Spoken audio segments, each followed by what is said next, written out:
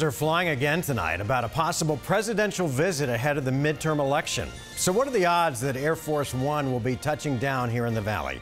Team 12's Jessica DeNova is here to verify that for us. I called the White House and President Trump's campaign office searching for the answer. I also checked with several places across the state based off the crowds that could be expected. Really dishonest people. Donald Trump is no stranger to the Valley or the welcomes he receives. Trump!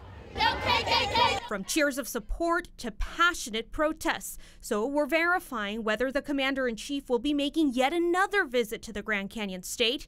Here's what we know at this point.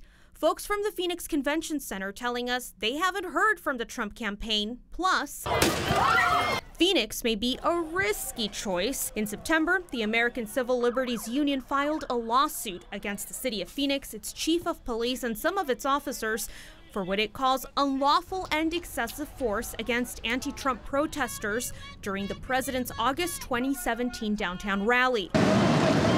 We've learned the president's campaign office had its eye on the Arizona Veterans Memorial Coliseum, but the fried foods and carnival rides call dibs first since the Arizona Fair is in full swing. President Trump has been to the Prescott Valley Arena and has been inside a hangar at the Phoenix Mesa Gateway Airport for a rally. But management at both venues say they've heard nothing about the president headed their way. So we can verify if President Trump is coming to Arizona. He won't be at any of those locations. A Mesa police spokesperson tells me he has only heard chatter about the president coming to the Valley next week, but he hasn't heard anything about it being in Mesa. Jessica DeNova, 12 News.